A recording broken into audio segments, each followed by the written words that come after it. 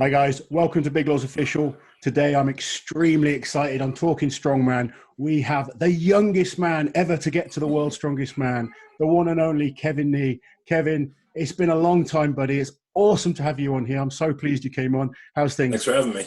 Things are great, man. Things are great. Well, I should say, other than all this COVID stuff that's going on, things are great. But yeah, no, just got finished up with work a little while ago, and as you can hear, probably my kids just got home and are crying in the background. So sorry if you can hear that, but no, things are good right now. I can't believe you're a dad now. I know, right? I can't believe it either. Was it 2009 or 2010 last time we were kind of competing together?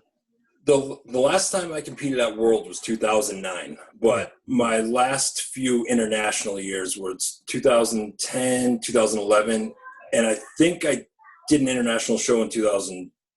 Actually, wait, shoot, no, my last show was 2014. That's right. Really? Yeah. But the last few years, I was so injury prone, I could barely do anything. That's actually why I finally called it quits. I did Canada or North America's Strongest Man up in with Hugo Girard up in Ottawa or Gatineau, and I placed really well, but I hadn't trained or competed for a full year at that point, and this was like September 2014, I think. And I was like, all right, I'll go do the show, see how I do, and I ended up doing really well. I think I got fourth or third overall. Like I said, hadn't trained for like a year. And I'm like, I want to get back into this. I think my injuries are healed. My first training session back from that competition, I tore my long head off the top of my bicep. So I was like, that's it. I'm done. Just too many injuries. Yeah, it's a tough sport, as we all know. I know better than most. I mean, how old are you? How old are you now? I just have to think about that. I just turned 35 the other day. Okay, so you're younger than I am. It's amazing. I remember being a fan of strongman, just getting into it and watching this incredible young guy come on the scene. I think 2005 must have been, was it your first Worlds, 2005? Yep, 2005 was my first Worlds, yep. And obviously, was it True Lives you were on MTV? Yep. That was kind of where people really kind of started to see Kevin Nee, and they were kind of going through your transition from amateur to pro over in the States. Yep. I think was it the America's Strongest Teen that you won? Yeah, so I won America's Strongest Teen in 2002, and I actually went to defend it in 2003, and I lost. I lost by like a point. I think it was a point or two. So I got second place the second time around. But then, who was that to, out of interest? Is this kid named Rob Hayes, actually. Okay. He was I believe he was a collegiate football player. The thing was, at the time I was 17. And, 6'2", I think at the time I was maybe, 220 pounds, 230 pounds. And he was 19, because I remember he was just before he turned 20, obviously teens. But he weighed like 270. And I was like, dude, this guy's a monster. How am I going to, being 210, 220, whatever I was at the time, that was just gigantic. And I remember after that show, I was like, I need to put on weight. And that's when I really started like force feeding myself and all that stuff. So, I don't miss that. You weren't naturally a big frame, were you? No, not at all. I was a basketball player my whole life, basketball and soccer, or football, as you guys would call it. I was always very skinny, very, very skinny. It was really tough for me to put on weight. Yeah. Well, take me back to the start then. Obviously, how long have you been training before you competed in America's Strongest Teen? So I started working out when I was about 11 years old, I think. It was because my older brother was working out, and of course I wanted to do everything my older brother was doing. So started working out, and but it was I have to say it, like, I don't mean to come off cocky, but I had pretty freak genetics for a young kid. Like, I'd lift something up and the next day I was bigger. It was crazy. I miss those days. And I have to admit, I liked the attention I got from it. So it just stuck. And so I joined the gym, like a proper gym, around 13. and was working out there for about a year or two. And I was like that little annoying brother, just asking a million questions, annoying everyone, like, oh, this fucking kid again, sorry, I'm not sure if I'm allowed to swear. You can say anything. Yeah, so like this kid again, what the hell? But I listened. Like I wasn't just asking to ask. I asked because I really wanted to know. And I just, put it all to use. I listened, I practiced, and by the time I was 15, I was a lot bigger, a lot stronger. And this guy, Bruce Tessier, who was a strongman competitor, he was at the gym, and he that was one of the guys I was always bugging. And he was like, hey, how would you like to train with us? I see you're taking it serious. You're asking questions. You're doing, you're picking up on our advice. How'd you like to try it? I'd love to try it. So I start going over to his place on Sundays with a group of guys, probably all in their 30s. I was like 15 or 16 at the time. Yeah. And, I'm so intimidated, but I just want to prove myself. So I'm just going at it like a maniac. And I remember about 2 or 3 months into it, he had me doing the same events over and over. And one day I'm like, Bruce, why do you keep having me do the same events every time I come here? And he's like, oh, because I signed you up for a competition and these are the events and it's next week. I'm like, what? So that, I went and did that competition, and it was actually the first event is what got me hooked. It was a farmer's walk for 200 feet and no drops allowed. And I was in the last group to go. And I remember in warm-ups, I think it was like 220 a hand or something. I couldn't even pick it up off the ground. And I'm like, oh my God, I'm freaking out. And so the first group goes, and I think one of my training partners was in that group, and he finished the course, but no one else did. Then the next group goes, no one finishes. Next group, no one finishes. I'm the 4th or 5th group, last group to go. And I'm with 3 other people, and we pick it. So I'm like, hopefully I can just pick this thing up, right? So I get down, I pick it up. I'm like, okay, cool. I at least got it off the ground. Start walking. I hear one guy drop. I'm like, okay, so I didn't lose in my group, I hear another guy drop. I'm like, okay, so I guess I'm, doing okay. Hear another guy drop. I'm like, okay, I beat everyone in my group at least. And then I look up and I see the finish line's right there. I'm like, oh shit, I think I'm going to do this. So I finished it. It was me and my training partner were the only 2 people that could finish the course. And he beat me by a second though. So I didn't win it, but I was hooked after that. I was like, this is what I want to do, Yeah, you kind of just knew then that you wanted to go and be the best you could be. Your sights were set on being a pro, winning world's strongest man. Yep. I mean, to this day, I still want to be the world's strongest man. I've let go of that dream for the most part, though, just because life moves on. It's so many injuries. It's let's be honest, it doesn't pay the best either. If you have big aspirations in life, so after like the 17th injury or tendon that was torn off, I was like, okay, I've had enough. Let's use my degree now. You're sat here with someone that knows exactly how you feel. I'm sure, it's quite hard for youngsters watching. There'll be a lot of kids watching this and being, these 2 old guys, what they're talking about. Bear in mind, Kevin was the youngest guy ever to get to Worlds. Let's remember that. But, 2 guys at the end of their careers or past it. But it's hard. I remember when I started and I was hungry and driven and just the goal was I want to be the world's strongest man. Yep. It does, both of us have come back from a number of injuries, and I managed to come back and improve and have some of my best results. But eventually, when you keep getting knocked down and torn up and, Yep. suddenly it gets harder and harder to do what you could do. It gets harder to get in the gym and train with that same enthusiasm and that drive. I find now I still have days where I'm pretty good. I have days I've got some real good talented youngsters that I train right now, and there's days I can put them in their place, but then there's other days I'm just like, I'm definitely past this. I'm just happy to watch. Absolutely. It's I always tell myself, I want to get into it just for fun, but I don't know if I could do it just for fun anymore. That's I my just issue. built, because I'm an all or nothing kind of guy. I did just build a gym in my garage, and, I try not to go over a plate on like any exercise for the most part. I'm just trying to stay in shape right now, but yeah, when I first stopped, it was really hard for me to even watch World's Strongest Man because like I knew I had more left in the tank, but I didn't set myself up to succeed. You know, one of my issues that I really regret is I wish I wasn't the youngest person. Like I wish I had waited. Well, this is something I really wanted to ask you, to be honest. And I've used you as an example to a lot of the youngsters that I train, and when I'm kind of giving advice, sometimes I think you can do it too quickly. Absolutely. You know, Absolutely. I'll let you talk about it because you're the man that's lived through it. But you was it 19? You were at World's Strongest Man. So I was 20 years old, but I turned 20 years old like a month and 6 days or something like that. Like, so yeah, basically 19.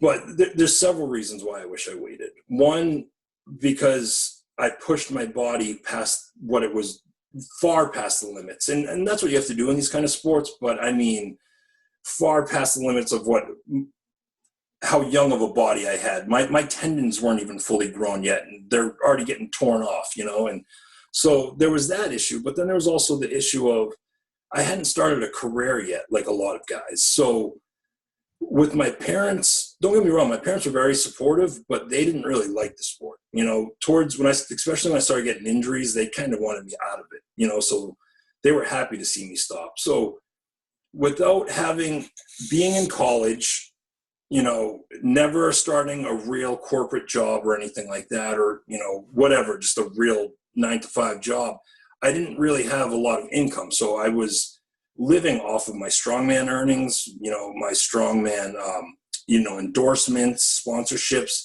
And so every time I would get hurt, you know, there goes my money. So I didn't have a backup plan because I started too young. You know, I didn't have a bank account from, you know, corporate America or from being, you know, in the construction yard for so many years. I didn't have that. So when I got injured, it was a race to get back so I could start making that sponsorship money again. So I could start making, you know, that prize money again.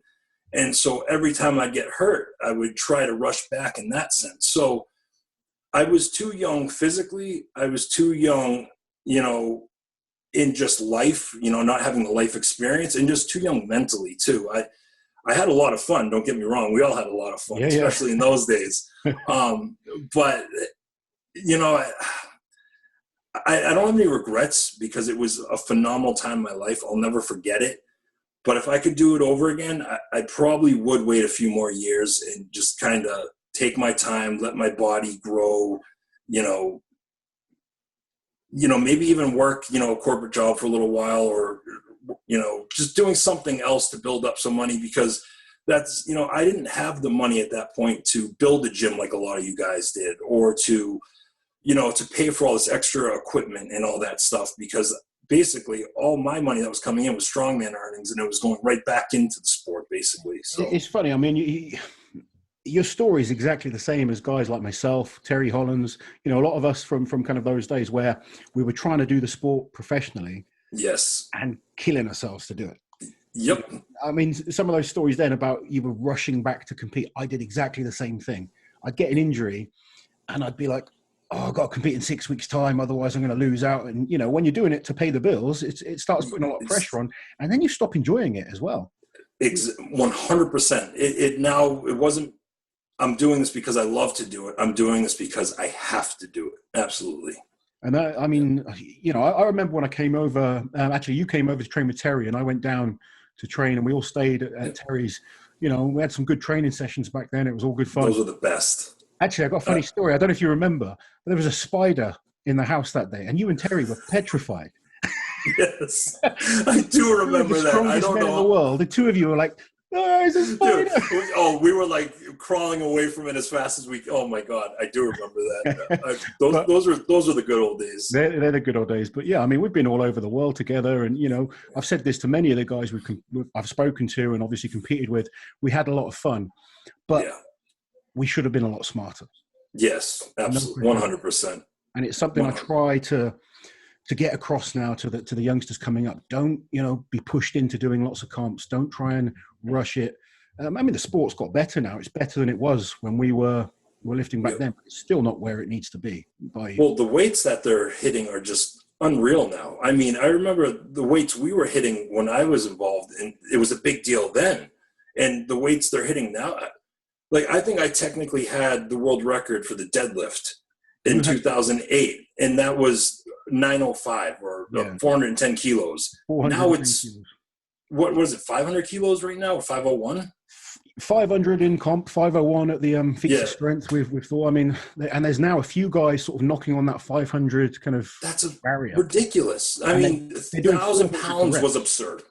Yeah, that's I mean, it's come a long way. I remember watching you and Mark Felix. You two were the top deadlifters at World's Strongest Man, and 410 was, like you say, it was the world record. I mean, and what age were you when you pulled that? So I was, that was 4 months after my first bicep surgery. So talk about rushing back. Yeah. So that was 4 months after it. And I tore my first bicep 2007. So I was 21. Yeah. 21, pulling 410 kilos. Yeah. And, people get excited now about some of these youngsters pulling big numbers, but Kevin was 21. We're going, 12, 13 years ago. And 14, yeah. Years ago, pulling 410 kilos. It's mighty impressive, but it's a lesson to these guys now to look after your body. Absolutely, 100%. And like you brought up something that I forgot about that's extremely important, because I think this is what truly ended my career. So I had the first bicep tendon that tore off. Then I remember I tore it off and I went to a competition to hang out.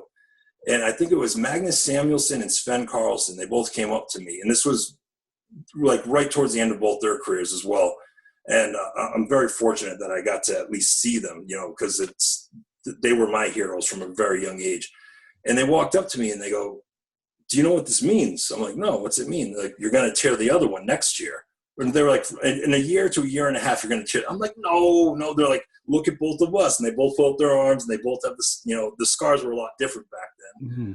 The surgeries were a lot different, I should say. I think they're a lot better now, the surgeries. Yeah. They got all upset when they couldn't see my scar. They were like, "What the hell? We got these huge scars." You see these old boys' bicep tears, and their scars are horrendous. Yeah, they had to like fold the skin back, basically. But like, "This means you're going to tear the other one off." I'm like, no, I'm not. Sure enough, it was a year and 20 days later, the other one gets torn off. And, that was pretty devastating, because I came back from that first bicep tear and was on my way. Like, I felt really good and really strong. But, so anyways, that's where I was going. So I tore off the second bicep. And then I think it was 2009 or 2010, I tore my pec off. And I didn't know how bad it was, because I don't think I wanted to know, because I had 3 competitions coming up and my tickets and everything were already paid for. And back then, like, my frame of mind was, I don't want to piss the promoters off, because that's how I make my money. Yeah. So if they've already spent the money on my ticket, I'd better go. Yeah. And so for those 3, there was one in Poland, there was one in Romania. I forget where the other one was. But I went to all 3 of them and I was shit. I'm coming off my second bicep surgery. I just tore my pec off and I'm trying to compete and I couldn't do anything. And I swear that's what kind of sealed my fate with some of the promoters. I didn't want to waste their money. So I went and did the competitions, but I was shit. So they were pissed anyways. Yeah. So it was like kind of damned if you do, damned if you don't. And so I feel like that is when I stopped getting a lot of calls for certain international shows, because, I was always hurt at that point. And then I had kind of damaged my reputation with the promoters because of that. So it was kind of, I think that's really what sealed me. And anyways, tearing 3 tendons 3 years in a row, that should have been a sign anyways, But I can sympathize, definitely. It's tough, this sport. It really is. And like you say, when you're naturally very gifted, you're very similar to me in that you can get strong very, very quickly. Mm-hmm. Like, give me 5 or 6 weeks to prep for a comp. I can get my strength up. The problem is the tendons and ligaments at that time, and then something goes ping. And that's, towards the end of my career, I realized I had to give myself a much bigger build up towards comps. And absolutely. In the end, it still didn't make a difference. I still got more stuff. So, I think when we make those mistakes early on, it's hard to then, you're just playing catch up all the time. And that's exactly. And then with that mentality too, like, I'm playing catch up. I have to get back. Then you're rushing things. You're not doing it properly. You're kind of all over the place, and you're not mentally thinking the right way you should be. You're thinking, my thought process went from, okay, I need to be the healthiest and the strongest I can be, to I just got to get back. And it didn't matter, if I was skipping meals, or if I wasn't, let's say if I normally train 10 weeks for a competition and I could only train 4, whatever, just as long as I get back. And I was pushing things aside that I shouldn't have pushed aside.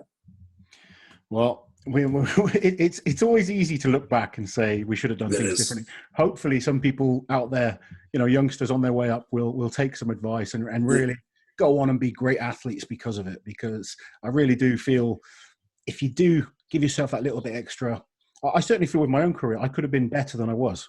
And I've done okay, but I still believe, every one of those injuries held me back 3 to 6 months in terms of progress. And maybe it would have been worth just a bit of a slower build-up, a bit of a slower increase in strength, but without those injury knockbacks, who knows where we could have been.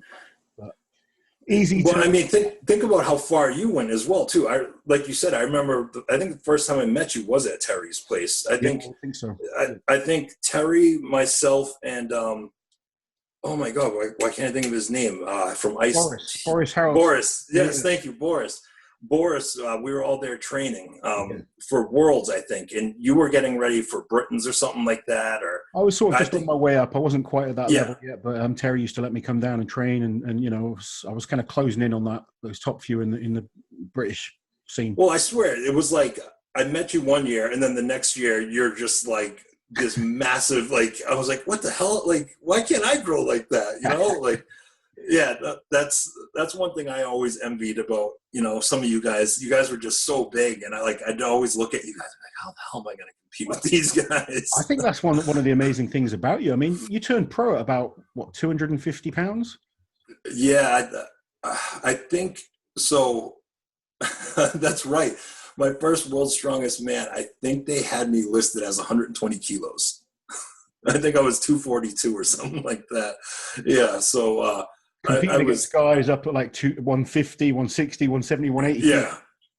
I mean, what was Terry back then? He was closing in on 180 to 190. Well, that's when Dominic Filiu was in the sport, and I was competing against him. He was 200 kilos. I mean, he was probably the largest human being I've ever met, just naturally. I mean, he could have just sat on a log all day long and gotten that big. You know what I mean? Where the rest of us, like, we really had to, like, that guy was just enormous. And I mean, I've met, the Mountain, I've met you, I've met Terry, like, I've met some big people, but there's something about him. He's just freaking massive. That's all I can really say. He was a huge, huge guy. Very, very talented. Just mentally was very, very weak. Oh, yeah. Yeah, very. I feel like that's how I am now. Like if I go to do like an endurance event, I remember thinking back then, like, oh, why is he giving up so easily? Yeah. But, now I go to do like, a shield carry or something, 2 seconds in, I'm like, I'm done. Screw this. And you see that transition. I mean, I was the same early on. I would kill myself to keep pushing myself in a contest. Whereas as you get older and you get those knockbacks, it is, I can feel something, I'm going to put it down. And it's when you get to that point, it is time to think, I need to step back. Yeah. Anyway, Let's move to some of your better times in strongman. Obviously, we talked about the injuries. You've had some good times though as well. You've had some amazing contests. I remember watching you at World's Strongest Man and obviously competing with you at World's Strongest Man. Yeah. But some of the Mohegan Sun, was it Super Series back then? Yep, Super Series, Mohegan. So that was like one of my first big pro shows. So I turned pro.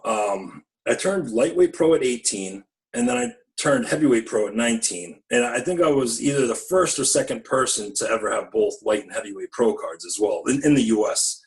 Because it was a new thing back then. I'm pretty sure that's the only reason why.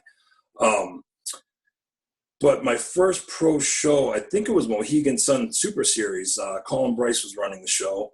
I was so happy to just get the opportunity to be there. And to be honest with you, a lot of it was because of True Life. And if I'm just going to be honest with myself, do I think I would have gotten there someday? Yes. Do I think I should have been there then? No. Okay. I think part of it was there was the IFSA Super Series split. Sure. And they were kind of fighting over athletes. Not fighting over, but you know what I mean? Like they're trying to, come to our side. I think it's a fair comment. 2004, World's Strongest Man split, IFSA split from World's Strongest Man.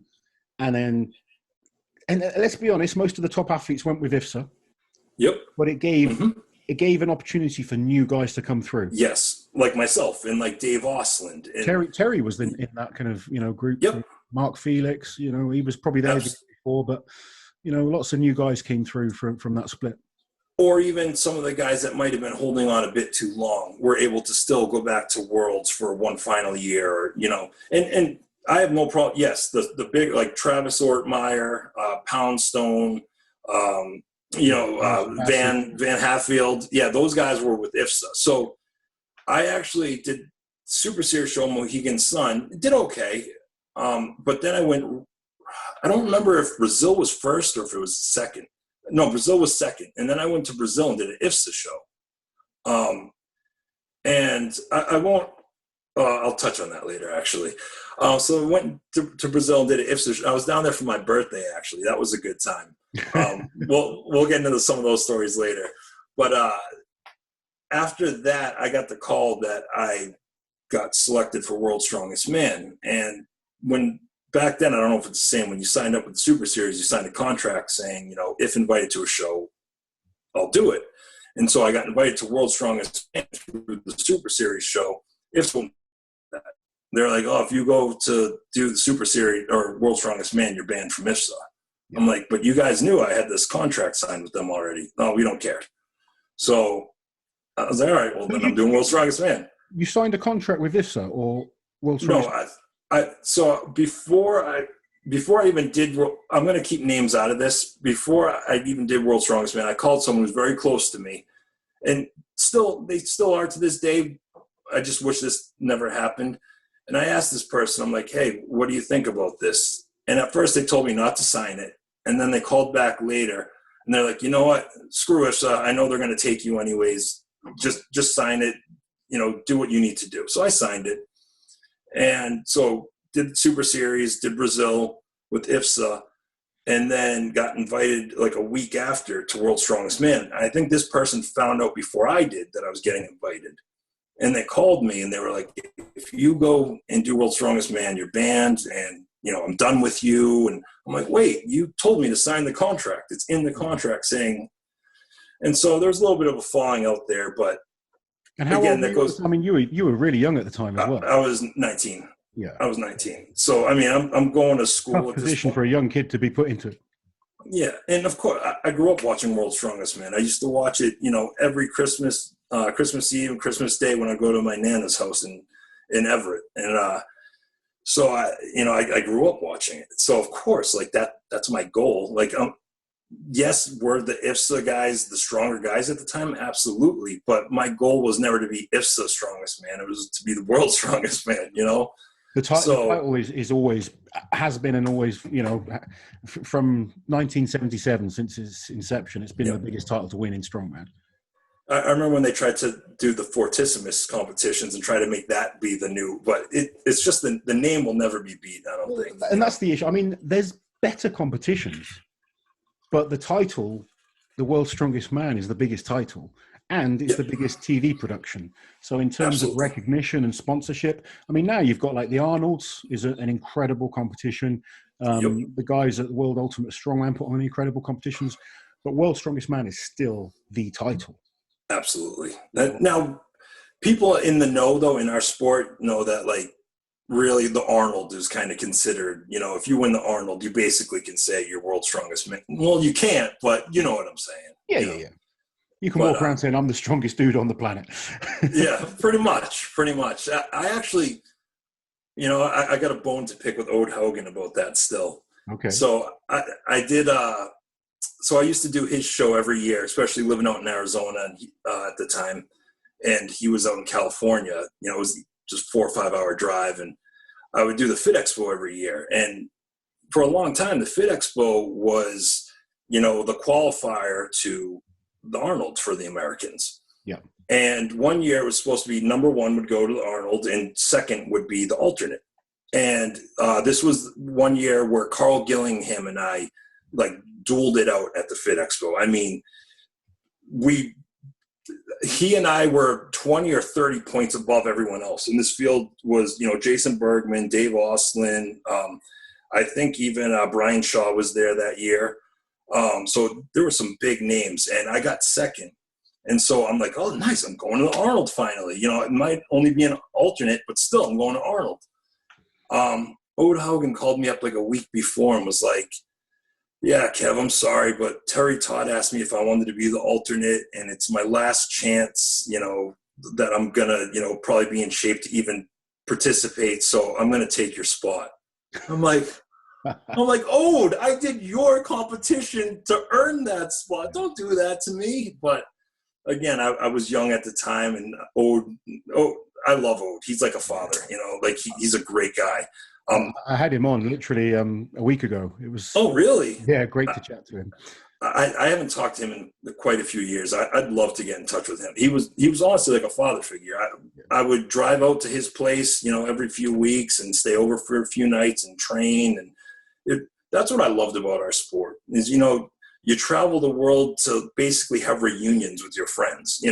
We got to travel the world and get paid to hang out and do something we love. And, it was just awesome.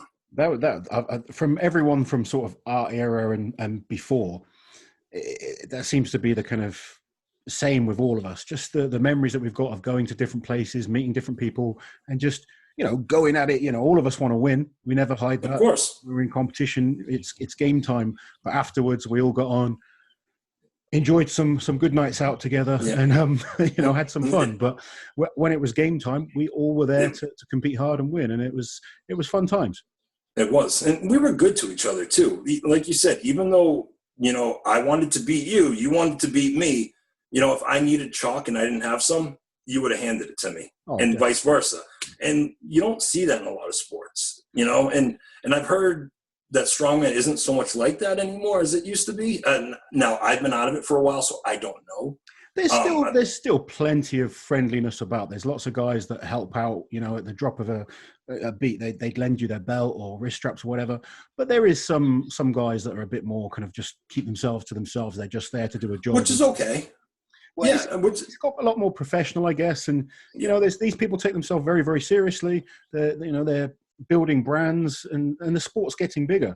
But I do miss that sort of era of just having fun, guys that we all try and kill each other on the battlefield, but then afterwards it was all just good fun afterwards. And we were mild compared to the generation before us too. Like when Sven and Magnus and all them started, and like they were wild. I mean, we were tame compared to them. Yeah. The story those guys can tell are really interesting. But yeah, I mean, the sport now, it's literally, there are some, I mean, I don't know if you see the Stoltman brothers. Those guys are just awesome characters. Two of the best guys in the world right now. they party too. I have to be honest. I do watch it when I see it, but it's still, even though it's been so many years since I've last competed at that level, it still kind of hurts to see it, because I know I left some, on the court. If, I left someone I knew there was still more in me. For example, that last competition I told you about, there was a 800-pound deadlift on just a regular bar for reps. I think I got third in it. I got 10 reps. Shaw got 11. And then, God, what's the Canadian? Oh my God. I'm so bad with names. Caron? Yes. Thank you. JF Caron. I think he won it with 12 reps. So, I mean, that was my last competition, and I'm still repping 800 for 10 reps. Yeah. It's like, so I feel like I still left some in the tank. I just, so right now, as we're talking, both my long heads are torn off. I didn't get them reattached, and my pec is still not attached. So, like, even when I'm just out in the garage, just doing some, light movements, I still feel those old injuries. So it's how many injuries did you have then over your career that you can remember? So, like, severe injuries, there were 5 big ones, both bicep tendons torn off, distal bicep tears or whatever, both long heads, and then my pec major. So it's hard to keep battling on. You didn't have surgery, did you, on a few of those? Both the long heads, I didn't have surgery. This one, because I knew my career was over, it's like, why? This one, because I think it's a partial. I don't think it's a full. And then this one is because I was stupid. It's because I was trying to rush back to competitions. And by the time I was like, oh, I should get this fixed, it was too late. They're like, no, it's gone. But yeah. Sorry, I went back to the injuries. My bad. No, it's okay. I think guys like us, we always end up back there. But it's funny. I was talking to Travis as well. I mean, he's had a lot of injuries as well, but he's made an incredible comeback. I don't know if you've seen. That's what I've heard. I've heard that he's back on the circuit, really basically, good, right? Fit, healthy, strong, mentally in a good place. It's awesome to see and motivating because I'm quite happy doing what I'm doing at the moment. But just seeing guys like that, it inspires you, and you think. Maybe I could give it one more go. But I'm trying to just focus on the things that I'm doing right now, and I don't think I will compete again, but I never say never. And every time I step out into my gym, I say, oh, maybe I got one left in me. You know what I mean? But I think for both of us, competing wouldn't be the issue. The problem is, if we compete, we want to compete at a high level and do the best. Yes. I know, I could go to a lower level contest in England and do absolutely fine. And, go at 80% and still do pretty well. But that doesn't interest me. I don't want to be competing at the top level against the best guys in the world, trying to give the best that I can, or I don't want to do it. And that's my issue. I know some guys are quite happy to just go and be a part of it still, but it hurts. It hurts. I get that pit in my stomach. I'm like, oh, that should be me out there. I want to do this, And I thought, it's 10 years since my last Worlds, or 11. You would think that would kind of fade a little bit, but it doesn't. I mean,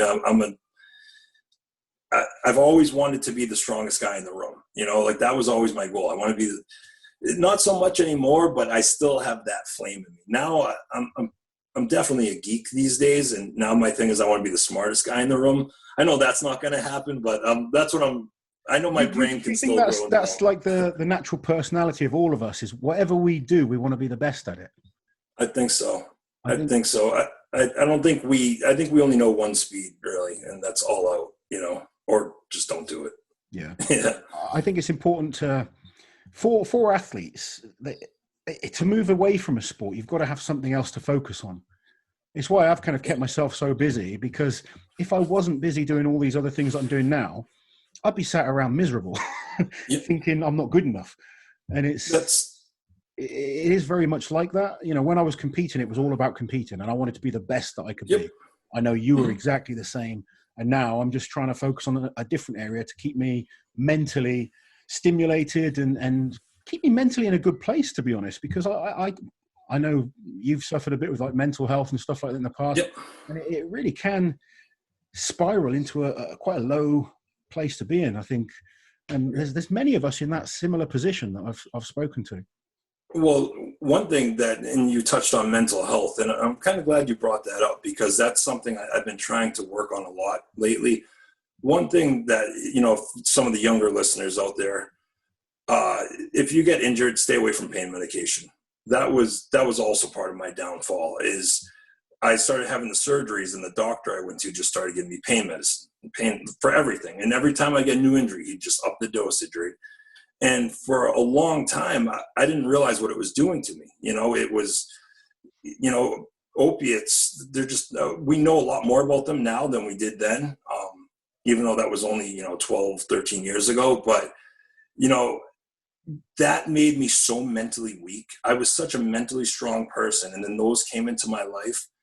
And that was the true turning point, I think, because then I didn't take care of myself as much anymore, because I wasn't feeling the pain. Yeah. I wasn't aware of my body. I wasn't, and I used to be so aware of I would feel every little twinge or, and once you start taking those, it got me lazy. My testosterone levels went down, your adrenal glands, suffer from it. Like it's just bad news. And it made me a very mentally weak person. And that's something that to this day, I'm still, thank God I'm not anywhere near that point anymore. But I think that'll be a battle for the rest of my life now because of those few years. Yeah. So that's the other thing I'd really, that if I could tell any young athlete right now, is one thing I would say: if you get hurt, just stay away from pain medication. It's just try as much as you can. It's funny you talk about that, because it's a great point. I remember you and your like, I mean, you're so young anyway, but like you, 19 to sort of 23, I guess, you were a machine. You'd never give up. You were fighting all the time. I remember some of those last competitions. I think we were in Abu Dhabi, and you just weren't there mentally at all. You were paranoid. You were actually paranoid you were going to hurt yourself before you'd even touched the kit. You guys were having, this is how awesome you guys were to me.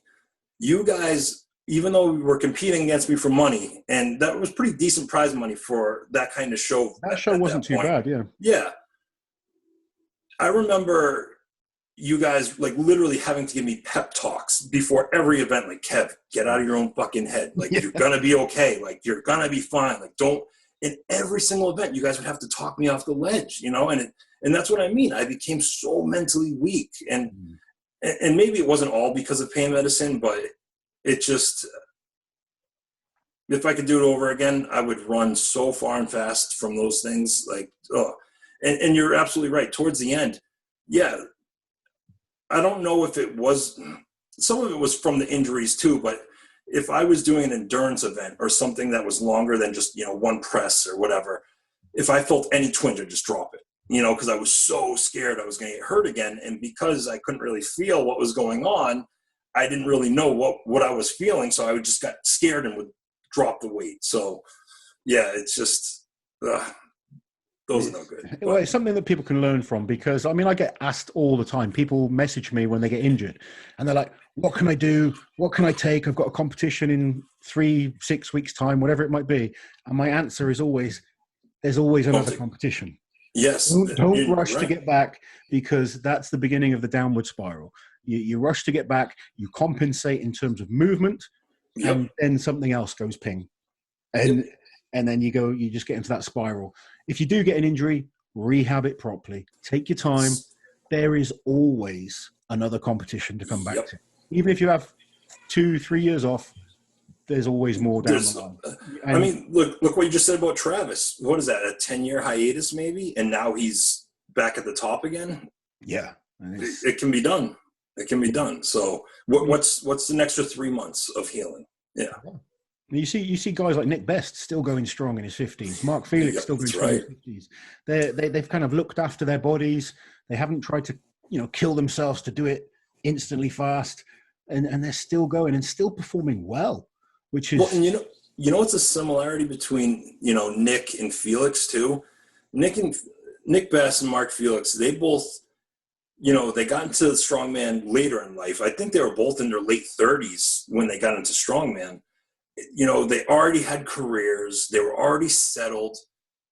Yeah, they're competitors. They have something to prove, but I think we all have something to prove. That's how we are. That's just how we are as people, as competitors. But they were in a better place in life where they were okay with themselves no matter what. And I think that really helped them succeed, and succeed as long as they're still going, So I wish...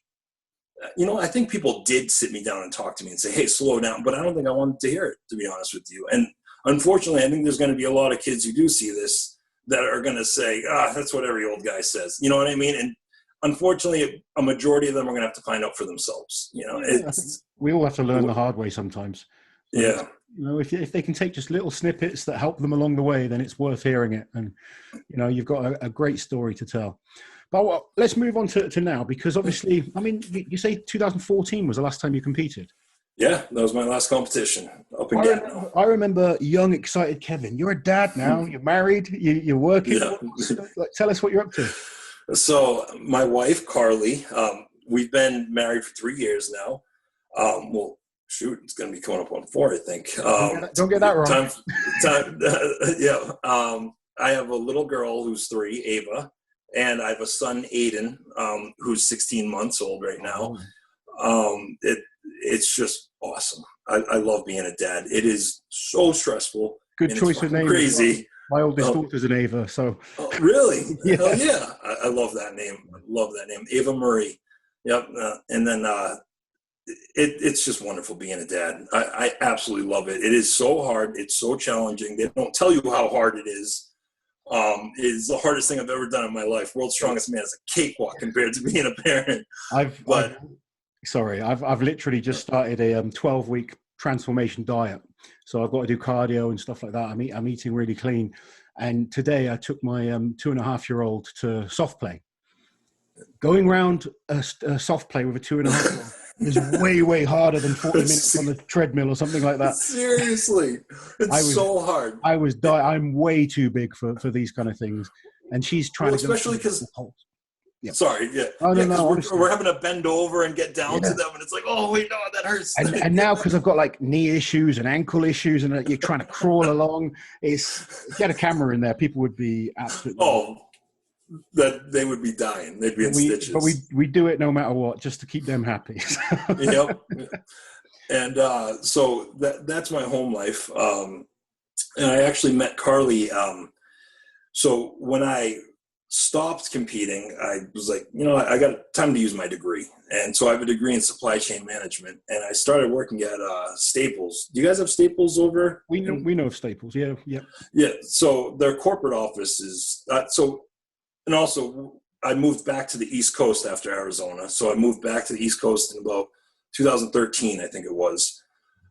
Started working at Staples corporate home office, using my degree, and kind of fell in love with the world of data, believe it or not, which kind of data, and I guess it kind of goes together because, being strength athletes, we always want to get better. In order to get better, you have to track your progress. So that's kind of looking at the data and analyzing it. And so there, I kind of fell in love with the world of data and analysis, and I've gone that direction. I've even gotten some more schooling with Harvard Extension School and some professional certifications in data science.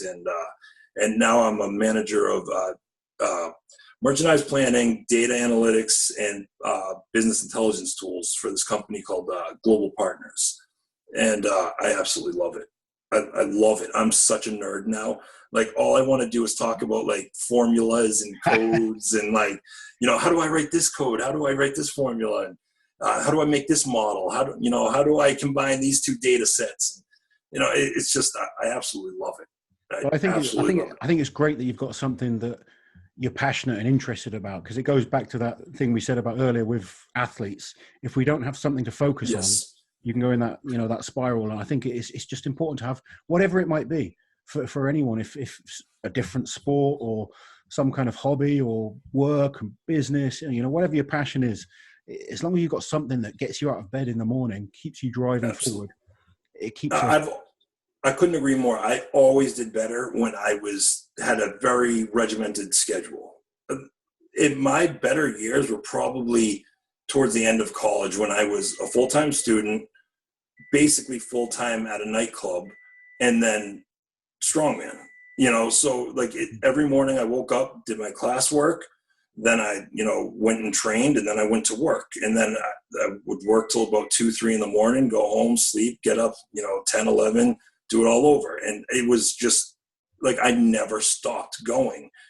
But as soon as I tried to become the full-time professional strongman, and that's all I was doing, I didn't have enough going on. So there was a lot of downtime, and that's when I got lazy and, out of shape. And so it's for me, I need to be on a regimen. Absolutely. I'm exactly the same. It's weird because I'm so busy now that it just made me realize how lazy I was as a strongman. I mean, we tell ourselves we're busy, but yeah, we're busy there eating 10 meals a day and yes, some weights. So we are busy in a sense, just Yeah, in it's a a different way. kind of busy, but no, it's great that you're doing so well now and feeling good, and got a beautiful family there. It's fantastic, mate. I'm so pleased you could come on and chat to us, because I've been really excited and looking forward to talking to you. I'm so happy you had me on. I mean, I feel like I could talk for another 4 hours, so I apologize. I know I ramble sometimes. No. That's one thing they always had to tell me at World's Strongest Man. They'd say, Kev, you need to make your answers shorter, because we can't edit those out. We want to put your interviews in there, but you go on for too long. So I think they prefer that than the one-word answers they get from some guys. So. Yeah, some of the eastern states. So I was just going to ask, like, have you watched any strongman since you kind of retired, or not so much? Yeah, I have, but not like I used to. I mean, I used to be on all the boards and like looking for all the videos, and there's a few things. One, at first it was because it hurt too much to see it, and then it became, I was so busy that I'd kind of catch it when it's on. And now I'm in a pretty good spot now where I'm working on both, like I'm working on the mental aspect and the physical aspect. And I'm kind of just getting back into fitness in general. And it's, I haven't kept up on it as much as I'd like to have, but I'm definitely going to start paying a lot more attention now. Especially now that I have kids too, I want to get them into fitness, and not strongman though. I wouldn't want my kids doing strongman. I was going to say, have the kids watched you doing strongman? I think they're too young. Like I've tried showing Ava. So Ava's actually, is she 3? Yeah, she's just over 3.5 now. I've showed her some videos now that she's a little bit older, and she still doesn't really get it. I tried showing her a True Life video once, and she'd be like, "Who's that?" didn't even get past the part where it says True Life, and she was already done. I was like, okay, I'll have to wait till she's a little bit older. My older two are 11. And they still don't want to watch me do strongman. The little one, like, actually, Dad, why do we want to watch you? Yeah, the little one is 2.5. Well, she'll be 3 in 3 months' time, and she's actually more interested in the older two. If she sees me on the TV, she's like, "Daddy, I want to watch." And she'll even come and sit on my lap. I coach a lot of guys now and girls, and they'll send training videos through, and she'll come and sit on my lap and just watch them with me. So she just has the itch then. She's probably. She might be in the sport someday, Oh, maybe into some sport. I don't know that if she really wanted to do it, I'd support her, but I'd probably push her towards something else. That's how I am. If my kids like really wanted to do it, of course, I'll have their back. But yeah, I would try to push them in a more body-friendly, sport where they can also make a lot more money too. Yeah, that would be key. There's certainly easier sport. I mean, all sports are sports. I don't want to sit here and say easier sports, but strongman is very hard on the body. Well, think about it. The way other athletes train for their sports, and they don't enjoy training, a lot of athletes, that's what we do for our sport, except it's that times 20, so it's not easy. So go on. Where, if you had to pick one contest that was your favorite, have you got a memory of either a contest or a place that you went to that just stands out above all others? In what terms would you say? Like just fun or just overall? Or, it could be both. Because I have different experiences. Obviously, like for me, winning Europe's Strongest Man was a big deal in terms of career recognition and I guess a highlight. But then I've got other shows that were just, the experience was amazing. I remember doing actually one of Sven Carlsen's comps in Norway, up in the mountains, and it was just an amazing place. He looked after us, and even though was that with the piano in the lobby? Yeah, I think it was. Yeah, I think you did a few of them as well, didn't you? Yeah. I forget the name of the city, but yeah, so do I. But it was just a beautiful place. And then I've been, some of the competitions in South Africa, going on safaris and stuff like that. I love. There's a lot of things that I did with strongman. I don't even remember the competition. I just remember where I went. Yeah. And I wondered if you've got a competition, I guess, that means a lot because of the victory or the performance, and then anywhere that just stands out as an incredible place? Yeah, there's definitely a few. One, in terms of just for performance-wise, I would say Mohegan Sun 2007. I got second place to Maria's. I beat him in 3 of the 6 events. Like, I was 21 years old. It was in Connecticut, which is just an hour from, Mohegan Sun's like an hour and a half from where I grew up. So I had, the hometown feel going. It was, back then, those were some of the biggest shows you could do in strongman. And I just absolutely killed it. And that's, before injuries, before pain medicine, before, getting lazy. That's when I was just in my prime, and I was just on fire. And that was just a great experience for competition. I think I beat out Terry, Felix, Bergman, Oslin. Like, it was a stacked field too. And so I remember watching those shows. I was so jealous. I never got to compete there. I used to sit there watching, thinking, I want to be there. But they looked awesome. Oh, and the thing about that place, too, is we got treated like rock stars. Like, they would pick us up in a limo, from the airport, bring us in. We had 24-hour access to all the back rooms, and they had these huge buffets and stuff. And that might not sound like a big deal to some people, but people that know it's strongman, you don't always get the best, the hotel accommodations and stuff. I've had a good mixture of hotels in the past. I've stayed in some incredible places, and I've stayed in some slums as well. Yes, it's such a It keeps you grounded. Ends of the spectrum. Yeah. And then you know what? You're gonna think I'm just saying this to suck up, but there was 2 places that I traveled to a lot that really felt like home. One was England. I loved competing over. For some, it was weird. I felt home when I was over there. I absolutely loved it over there. And then Poland. I used to spend quite a bit of time in Poland. I used to go and hang out with Yark for, a few weeks in the summer and, train with him and do some we drive around doing competitions and demos. And, I really just, for some reason, Poland and England, I just absolutely loved the country, the cultures, the atmosphere. And then, so those were like my 2 favorite places to travel, just in general. Yeah. Now, if we're talking about pure beauty and or exotic, like Sanya in China was just awesome. It was basically, they called it China's Hawaii. That's how they described it to us. And it was beautiful. But then, like, there's so many great places though. Like Abu Dhabi was phenomenal, and that's the great thing about what we did, though. We were able to travel all over the world and do what we love. Yeah, that's why I don't regret it. Yeah, it was a phenomenal time. I just wish it lasted a little bit longer. You never know. You might make a comeback yet. God, I don't know, man. Travis can. They got the over 40s now. You could do the Masters in 5 years. Yeah, I got a few more years to go. I'll train for that.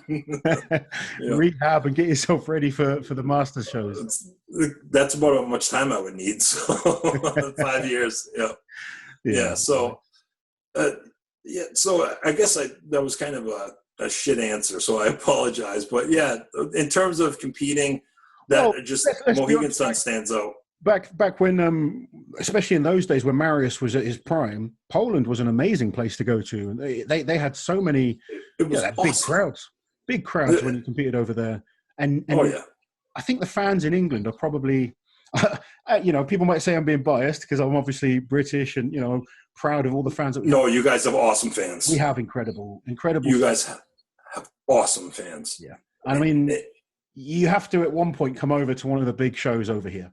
Just I would come and experience love to. And you'd have a great time. I know so many people have wanted to see what you're up to. So I massively appreciate you coming on. It's been good, just chatting to an old mate is always. Seriously, I thank you for having me, man. I could keep talking for hours. So this was great. I hope we can do it again sometime. Any youngsters that are watching that are like, who's this old guy? Go and watch some of the World's Strongest Man shows from 2005 to 2005 to 2008. I think you were 2009. 2009. Yeah, so Malta was my last year, but that's when I was. You can just see it, like you could see it in my eyes when I was there. It was I was a different person. I remember when I said 2005 to 2008, I meant you in your prime. Yeah, you looking like an animal, ready to shock the world, and something like go and watch the Mohegan Sun shows, some of the other Super Series shows as well. I remember seeing some of your awesome performances in those, and Kevin was a hell of an athlete. For some reason, I always, talking about Super Series, I would always hit records or personal records at Super Series shows, especially in Norway for some reason. Yeah. So if any of you are out there and you can get a handle on some of the Super Series shows in Norway, that's where I hit the 410 deadlift, and I hit a personal best where I hit, I think it was 180 kilo log press, which at the time, was a personal best for me, or 185 or something like that. I think I beat Misha because Misha tried to get fancy, and he tried to jump a weight, basically to he basically knew that I could hit the next weight, but I'd probably fail on the next one. And so he jumped to the heavier one and he missed it. So we either tied or I won the log press, which is a fluke because we all know Misha Kokliov is just that's phenomenal, isn't it? That's it is. Competition.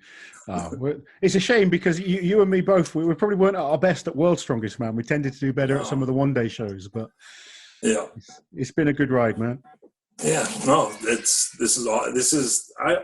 I always love talking about it. So, hey, if you ever want me back on again, I'm in. So. We will hold you to that, mate. We'll definitely get you back on.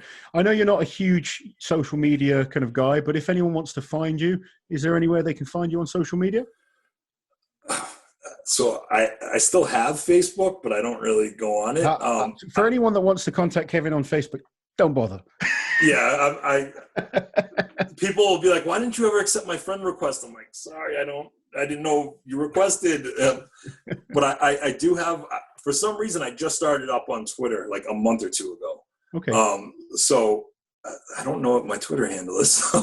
So I'll get Liz to find it. She'll put a link in below for everyone. Kevin, thank you so much for coming on. It's been a pleasure to talk to you, my friend. Yeah, thank you so much for having me. Enjoy the rest of the year. And I'll let you go and enjoy your evening. But thanks again for coming on. Great. Thanks, Laws. I really appreciate it, and I hope to see you soon, man. Cheers, buddy. Guys, I really hope you've enjoyed the chat with Kevin. Comment below. Let me know who you want to see next. Let me know if you've enjoyed our chat with Kevin, and I'll see you with more Talking Strongman soon. Take care.